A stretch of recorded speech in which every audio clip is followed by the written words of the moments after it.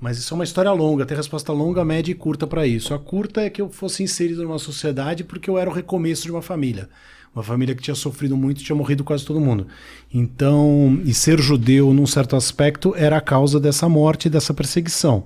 Então, de algum jeito, não se manifestar, não falar, não mostrar e não viver nesse contexto o tempo todo, era se proteger dessa perseguição. É um entendimento distorcido, mas cabível para quem sofreu a guerra, né? Foi o caso objetivo do meu pai e da minha mãe. E o entendimento que te deram, essa leitura, a leitura que te deram que você tem da situação.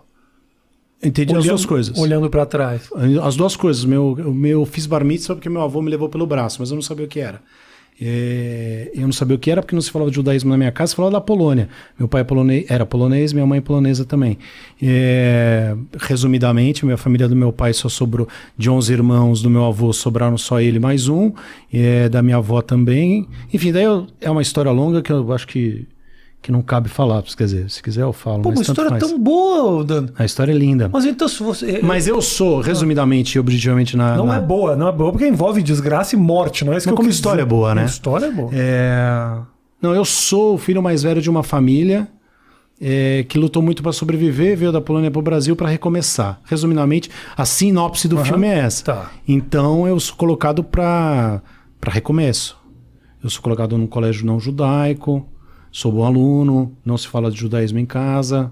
Não se fala? Não se fala. Meu avô falava, eu só tive avós por parte de pai. Pai da minha mãe foi fuzilado na guerra e a mãe dela morreu antes de eu nascer. Então era isso. Mas daí eu viro, entre aspas, ligado, eu fico conectado ao judaísmo por causa de que porque o lugar que eu vou fazer estudar Bar Mitzvah acaba fazendo um espetáculo de teatro, que é o José Soma Technicolor.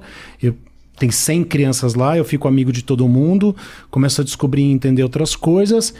E também tem uma questão da identidade que pelos outros, você ganha um contorno da tua identidade, né? Quando os outros apontam o dedo para você e falam, seu judeu, você é judeu, ou começa a fazer comentários a esse respeito, você começa a entender certas coisas das quais você não pode escapar, ou não quer mais escapar, e quer entender. Também isso tem a ver com a minha formação de identidade, que é essa fase aí dos 12 para os 16. Aí sim, eu vou entendendo, me aprofundando, lendo mais e escrevendo um livro com meu avô. Porque meu avô, daí eu morei com eles, que toda vez que vinha alguém da Polônia, eu era expulso do meu quarto e essas pessoas dormiam no meu quarto. Aí eu ia morar com meus avós. Aí era muito legal. E aí, né, porque avô é o máximo. Claro. E meu avô gostava muito de mim e eu gostava muito dele. E aí ele começou a gravar já no final de vida as memórias da guerra num gravador, que até hoje tá em casa. Áudio, som. Ele gravava com um microfoninho assim, de costas para uma janela clara, uma cena de cinema que você nunca sai da minha memória. Depois meu avô foi perdendo a consciência de certas coisas, ele se escondia embaixo dessa cama, toda vez que a gente não o encontrava. Então, nessa cama ele gravou essas memórias de guerra em polonês e me contava em português o que ele estava gravando. Ele faleceu, a gente traduziu esse texto para o português e lançou o livro, ele já tinha morrido. Claraboia Sem Luar é o nome do livro, eu escrevo o prefácio. Eu tinha então 17 anos. Aí minha conexão com a história da guerra, a história dele já era totalmente outra. O meu pai não falava sobre a guerra. Sempre se fala isso, não sei como foi para você. E se eu estiver falando muito, você já me interrompe? Não fala. Mas ou não se fala nada, ou se fala tudo. Quanto mais você fala, menos eu trabalho, Dan. Então tá ótimo. Beleza. Fico tranquilo. Não, na minha casa não se fala. Não, na minha casa, na verdade, assim, meu pai escolheu que eu me batizasse depois de adulto. Ele não me batizou, na verdade. Então, assim, eu não sou judeu. Meu pai é judeu. Meu pai é judeu, lê, se informa, sabe de tudo. Tem uma biblioteca gigantesca de livros falando sobre a Segunda Guerra, sobre o judaísmo, sobre os judeus pelo mundo. Então, eu via meu pai muito interessado e muito envolvido. Minha mãe não é. Então, ficou aquela coisa do tipo, vamos deixar que em algum momento ele vai pender para o lado que ele quiser, se ele quiser no futuro se batizar, ou ele faz o que ele quiser. Mas a gente mora num país, abrindo um parênteses rápido, todo mundo veio de algum lugar, né? Todo mundo veio de algum lugar. O Brasil é um país, as suas fugidas, pessoas escravizadas, pessoas de todos os cantos estavam aqui. Os únicos que estavam aqui eram os índios. Então eu acho fundamental, é fundamental em qualquer país, mas ainda mais no Brasil, pela própria curta história, pela falta de educação e cultura, que as pessoas saibam quem elas são. Sim. Ao que elas pertencem. Claro. De onde elas vieram. Eu acho isso importante. Hoje em dia, mais ainda, onde essas coisas são todas distorcidas e a história, de alguma maneira, rediscutida, negada, mudada, etc., conforme interesses políticos em geral. Voltando para a minha história de uma maneira rápida, meu avô gravou, fizemos o livro, lançou o livro, e daí minha relação virou outra. Era isso? Era. Com a raiz, a tua raiz, é isso que você está falando? A relação... com o judaísmo, você está falando? Meu pai, não, porque eu falava isso no meu pai, né? É falecido recentemente, por isso que às vezes ainda peço perdão, falo no presente, né? Meu pai não falava da perseguição porque ele nasceu durante o nazismo, né?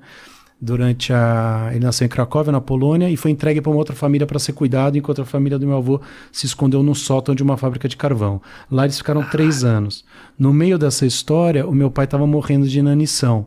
Inanição, para quem não sabe, é a falta de alimentação. A minha avó sai desse esconderijo por causa do zelador. O zelador desse prédio, que cuidava desse prédio já abandonado por causa da guerra, ele era amigo do meu avô e católico.